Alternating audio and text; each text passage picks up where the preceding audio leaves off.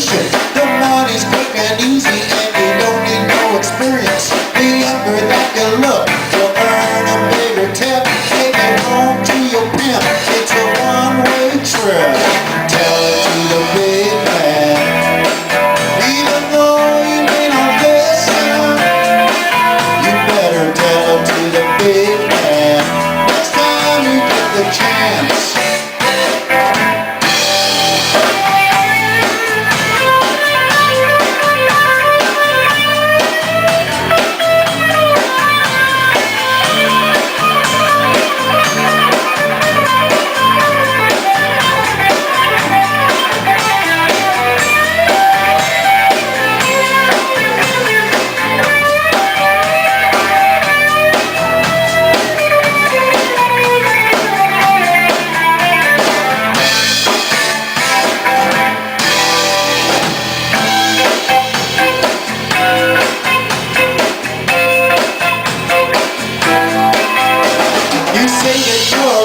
You can't live with your parents. Your mama keeps a nagging and there's always an argument.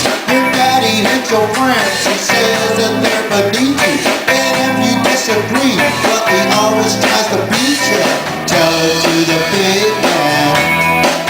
Even though he may not listen, you better tell it to the big man. Next time you get the chance.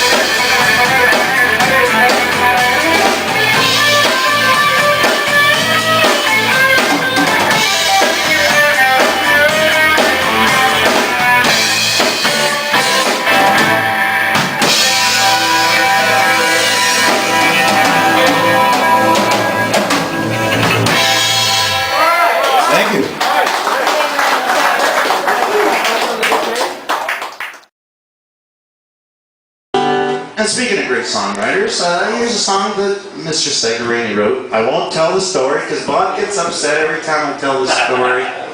But basically, I had this idea. I had a little problem with a club owner one night, and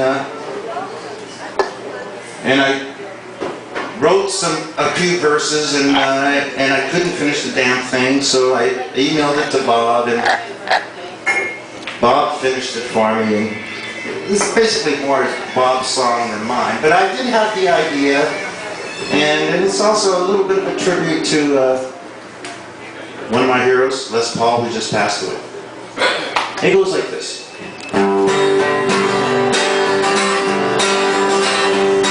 Well, I wore leather pants long before Travis tripped. My hair flowed down my back long before it was hip. That's when I pawned my valuables and bought myself a stash of records made by Randy Shell, Guy, and Johnny Cash. But the whiskey made me crazy and the music made me cry, till my sweetheart went and left me. She didn't have to tell me why. So I went on the road. I was trying to learn my craft, getting by, getting high, mostly getting smashed. I met a promoter, he said his girlfriend could sing. I met a lot of drummers who taught me how to drink. But the drummer fell off a stool and on the chick I took a pass. The promoter took it personally, said he's gonna kick my ass.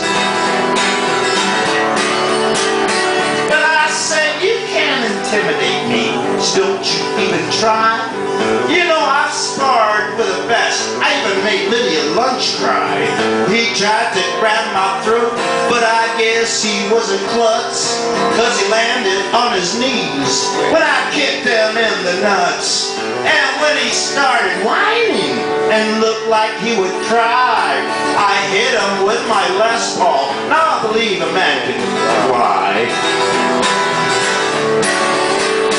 Well, you know I'm just a little guy, and I don't like to fight. But that son of a bitch was 7 foot tall, and he was going to punch out my lights. I really had no choice but to whack him with my axe. Then I hoped he was still breathing when his eyes turned dim and black.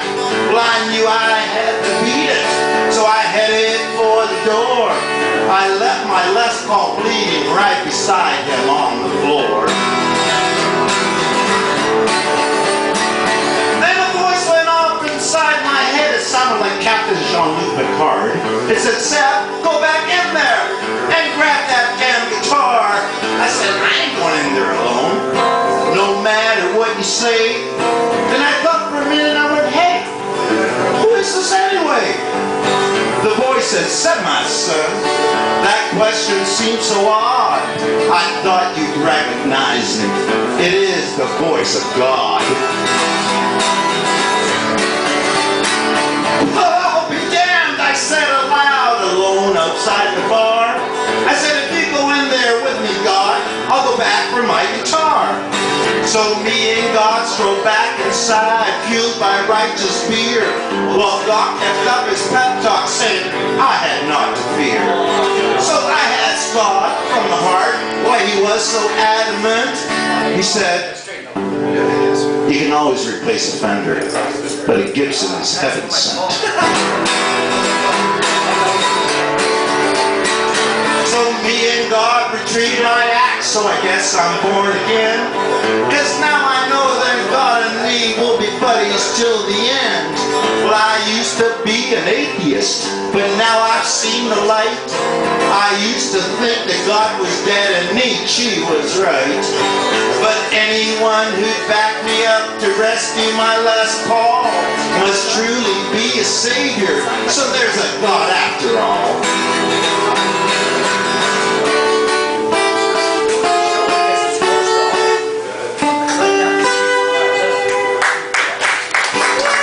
Thank God, Mr. Thoughts Ever In.